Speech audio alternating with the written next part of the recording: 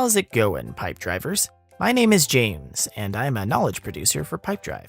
Let's get this party started. Here's the main pipeline view. This is the first screen you'll see when you log in. Now, what is a sales pipeline exactly? Well, it's essentially a visual illustration of your sales process and what stages are involved in winning your deals.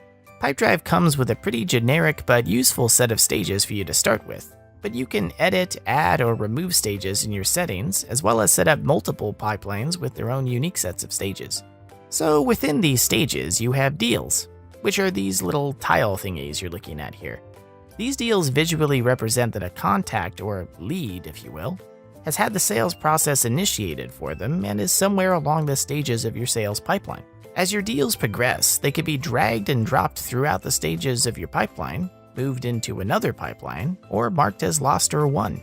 Pipedrive also tracks the success rate of each of these stages and will summarize them in your company statistics. Now, if we want to go ahead and just click on any of these deals, you'll be taken into the detail view of the deal where you can view or edit details of the deal or contact. You also get a nice chronological view of the deal's history and happenings. Now, it's worth noting that deals are owned by Pipedrive users. The ownership of deals can be edited during or after the creation of a deal. This is also what dictates which deals you can view in your filters, along with the visibility settings of a deal, which can also be configured in the company settings. Going back to our pipeline, you may be wondering what in the Sam Hill all these colored icons represent. Well, these icons represent activities that are scheduled for a deal. If a deal has a scheduled activity that's overdue, it will highlight in red and automatically advance to the very top of your list to make you aware of its importance. The next priority would be deals that have activities that are due today, and these are the green icons. After that, Pipedrive will present you with deals that have no activity scheduled at all. This is what the yellow exclamation mark is. You always do kind of want to have a next activity scheduled to stay on top of your game, and this is why Pipedrive will prioritize these over deals that have activities that are due in the future, which is what these gray icons represent. So that basically means you're always going to have deals with the highest priority automatically move to the top of your list. This keeps you focused on what's important in the moment, kind of like having a personal assistant to your sales needs.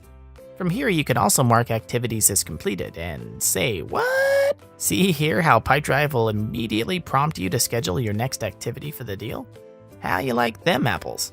So now that we have our next activity scheduled, we can then move the deal over into the next stage of the sales process by dragging it over. Now, what if you wanted to only see deals that match specific criteria? Over here in the upper right corner, you have the ability to switch back and forth between your pipelines, as well as narrow down your deals by filtering them here. You can use any of the default filters that Pipedrive already has in place, or you can create your own custom filter to get real specific with what you're looking for. So just to quickly demonstrate, let's say I only wanted to see deals that are open, belong to me, and whose company address happened to be in California. Well, with just a few clicks, we can do exactly that. You can also filter by any custom field that you set up in your settings. These filters can be shared with your fellow Pipedrive users or kept private. You can also name it so that you can easily navigate through different filters in the future. So now you might be like, oh, well, that's all well and good, right? But let's talk about the pipeline concept a bit. Like, how does all of this really help us stay focused and win more deals? The thing is that not all prospects eventually buy your product.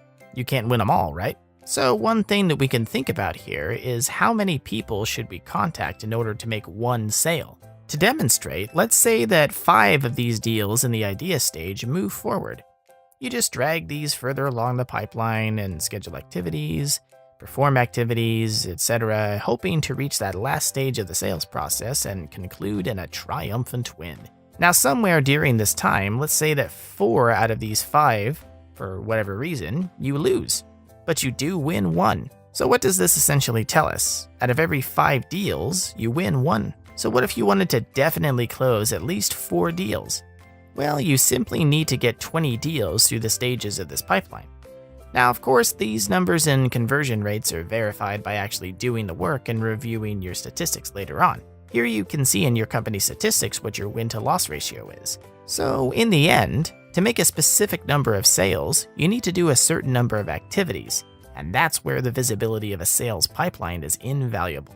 This will greatly assist you in guaranteeing stellar sales results, as well as help you efficiently work through your deals.